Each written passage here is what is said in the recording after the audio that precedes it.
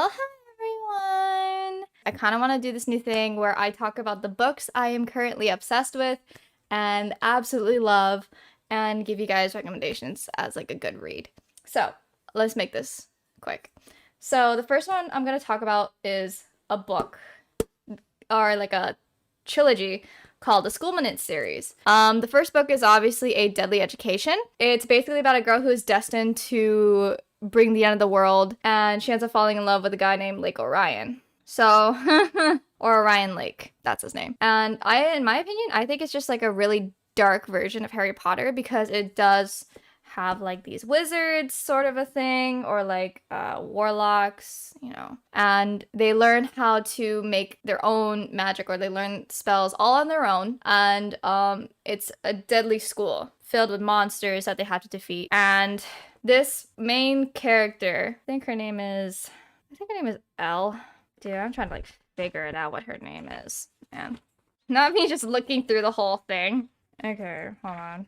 Gal. Okay, so I'm like reading all through this whole thing. It's been a while. I've only read 2 books out of the 3 series. The 3rd book is currently in my need to read pile in my shelf. I have a need to read pile in my shelf over there if I'm like looking at it. Yeah, so it's like right there. This whole row of books back here in that shelf. These are all the books I need to read. And Deadly Education is the very first book of the School Minute series. The Last Graduate is the second one.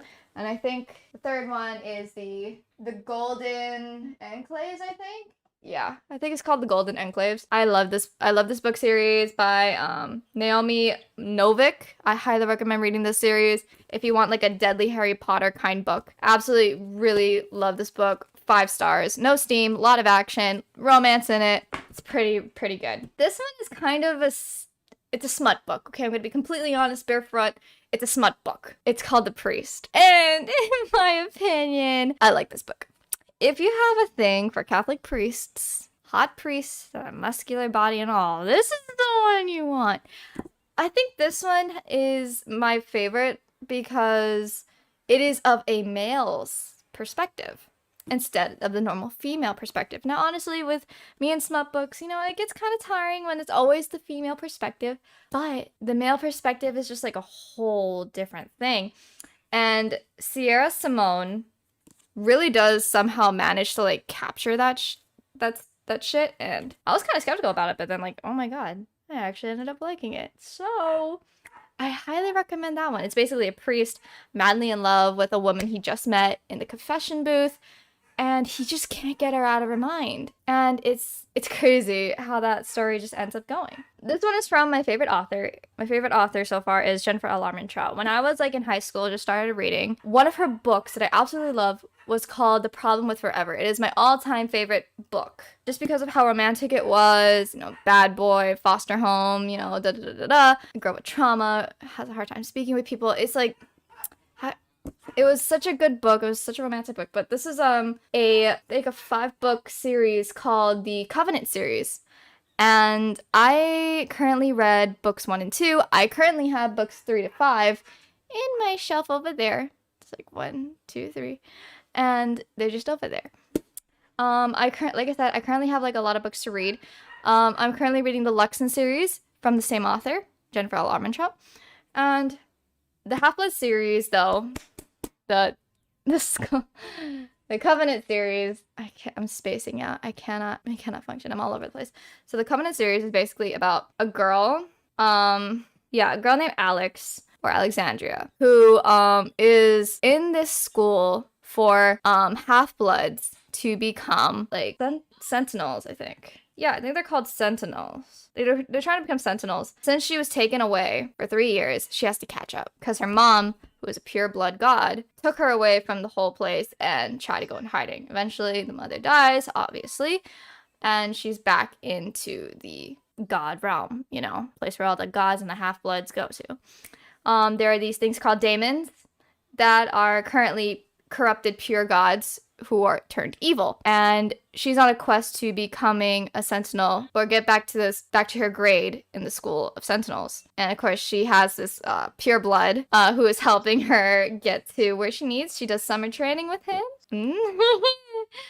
His name is Aiden. Let's just say, like, okay, I'm just gonna read it to help you guys out with the whole understanding of it. So the Damon one is, for 3 years, Alexandria has lived among mortals, pretending to be like them and trying to forget the duty she's been trained to fulfill as a child of a mortal and a demigod. At 17, she's pretty much accepted that she's a freak by mortal standards, and that she'll never be prepared for that duty. But according to her mother, that's a good thing. But as every descendant of the gods know, fate has a way of rearing her ugly head. A horrifying attack forces Alex to flee Miami and try to find her way back to the very place her mother had warned her she would never return, the Covenant. Every step that brings her closer to safety is one more step towards death, because she's being hunted by the very creatures she once trained to kill. The Daemons have found her. Here's the half-blood portion of the back, which says, I'm pretty sure I'm going to pronounce this wrong, but the hematoi descended from the unions of gods. I'm sorry, someone please correct me in the comments if you guys watch this video. The hematoi descend from the unions of gods and mortals, and the children of two hematoid purebloods have godlike powers. Children of hematoid mortals, well, not so much. Half-bloods only have two options. Become trained sentinels who hunt and kill daemons, or become servants in the homes of pures. 17-year-old Alexandria would rather risk her life fighting than waste it scrubbing toilets, but she may end up slumping it anyways. There are several rules that students at the Covenant must follow. Alex has problems with them all, but especially Rule 1, relationship between pures and halves are forbidden. Unfortunately, she's crushing hard on the totally hot pureblood Aiden, but falling for Aiden isn't her biggest problem. Staying alive long enough to graduate the Covenant and become a sentinel is. If she fails her duty, she faces a future worse than death or slavery, being turned into a daemon and being hunted by Aiden, and that kind of sucks. So with this whole story, it's really good so far, and if you keep on reading, there's like more twists and turns, there's more things that pop up, and it just makes the storyline get better. Now, these last two books, before I start mentioning mangas, these next two books, honestly, I was so surprised about how many people were like raving about this author, Colleen Hoover. I did end up getting two of her books. For Ugly Love, honestly, everyone has been raving about Ugly Love, and I kind of wanted to see what the whole hype was about, because sometimes people over rage about books that they think is like so good, but then when I read it, it's like really not my type, which is perfectly fine. Everyone has their own preference when it comes to reading books. But this book, Ugly Love, it reeled me in. Ignore this. If you're a book reader, you know, so just ignore it. But I love this book. It was something that I never thought I would actually like. It was so good. I liked how it was from going to the present, going to the past, seeing it from two perspectives from each page, and it was just so amazing. And the ending really made me cry. I was really happy with the ending, just because of the character growth, the whole story plot itself too. Even though it was a little bit kind of messed up in a way, it was really good story plot, and I absolutely love it. And then this one from Colleen Hoover, called November 9. The reason why I got this was because the date is actually very significant to me and Dylan. I'm just gonna say the date he called it Saint Baby's Day. I'm not gonna explain why that exists, but I told him not to do it. But now every year on November 9, we celebrate St. Baby's Day, because that day is very important to him. And I want to do things that are very important to my boyfriend. So with this book, it's actually about two people that meet up only on November 9 for about 4 years, I believe. And honestly, it was so good. I loved it. But the ending really had me at a plot twist. So it's about a girl named Fallon who meets Ben at a restaurant. And Fallon was meeting her dad, who is like a famous actor, on that day, November 9, which is the day she ended up getting burned in the fire. On November 9 exactly, her whole face, half of her body got burned in a house fire about a year ago. And while she's at this restaurant with her dad, the dad is not really helping the whole situation with like all this problems that she's going through. He doesn't even remember the date, is what she thinks. And Ben's like hearing the whole conversation, and he steps in and pretends to be the boyfriend, and then the father leaves after like trying to pick a fight with the dude. And so eventually when the father leaves, they were both like, let's get out of here, let's go enjoy ourselves. And so once they spent the whole day together before she left for New York, they both agreed, let's meet back here 1 year, every year, once a year. They would visit that same place every year on that exact date to help Ben write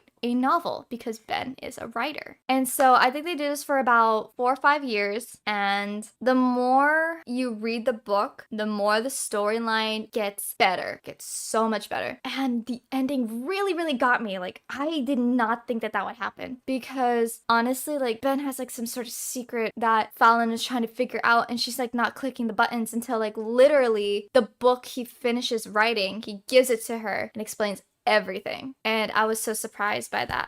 I highly recommend reading this one if you want something that's like twists and turns, because I feel like Colleen Hoover really does deserve the hype. She really does. She's an amazing writer, and I kind of want to get more of her books. I have one book of hers that has a lot of reviews on this, and it's called It Ends With Us. I'm kind of scared.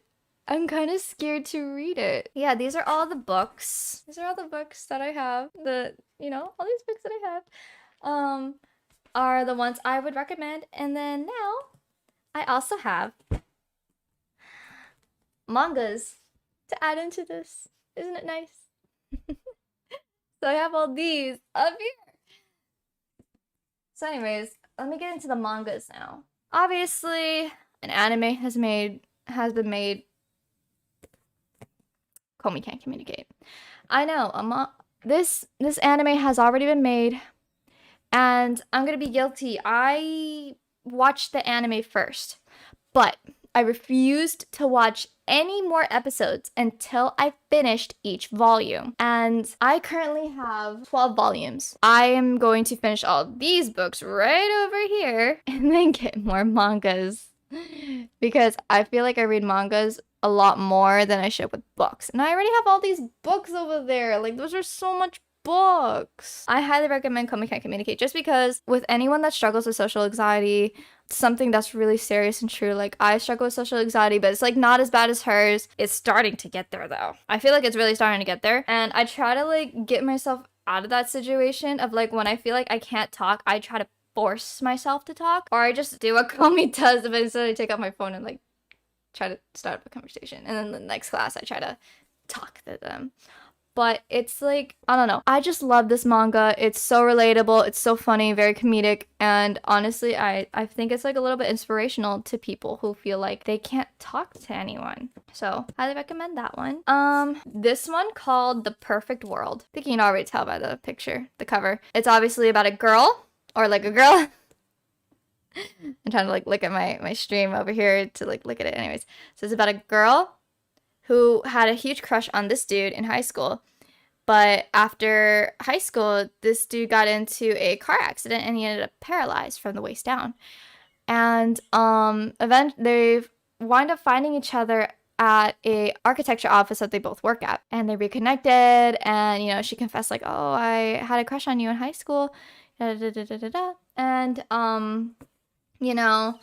he tries to push her away. Eventually along the way, I feel like their relationship or friendship, whatever the heck they're called right now, it gets really complicated, because he's trying to accept the fact that like he's paralyzed, he has a disability, and he's like struggling to pass on some of his burdens or share his burdens with someone else, but he's not letting himself do that. But she wants to help him as much as she can, whether it's like in a relationship, their friendship, or whatever she can do, she wants to help. And honestly, this manga has made me cry multiple times. With every situation, it made me cry. And honestly, I have 8 volumes of these. I think there's like a little bit over 15 volumes. Like I said, I'm taking a break from reading mangas right now because I have to finish all that. This is a really good manga. I highly recommend reading it if you want something like heartful, soulful, romantic. It's something that I would highly recommend you read. It's really good. The storyline is so good. If you like sadistic kind of thing, or like, you know, controlling, there's this thing called I'm the Cat Lord's Manservant. I have a thing for cats. I like cats. They're cute. Look at them. Look at how cute they are. The little kitty there and the little kitty there. There's a kitty. It's like, look at them. They're so cute. But anyway, so it's this boy right here. His dad ends up passing away, and he inherits a house. The house are full of cats, but the cats are actually men. They're men. So these guys can transform into cats whenever they can. And throughout all this, they're all dealing with the father's death. Because the father showed the cats, or the cat lords, so much love and attention, like all these cats usually want. And the fact that he's gone now and the son has to pick up where he left off, it's a very heartwarming, comedic, and a little bit sadistic kind of thing. It's not sexual, I promise. It's not sexual. This is like, what is it? It's a rated teen. It's rated teen. So if you're a teenager, then you could get this. Last manga I'm gonna talk about, because this manga is actually really good in my opinion. I like this manga. And if you love Fruits Basket, you're gonna love this one. It's called That Wolf Boy Is Mine. Obviously, I'm just gonna read you the about. Also, it's rated 13 plus.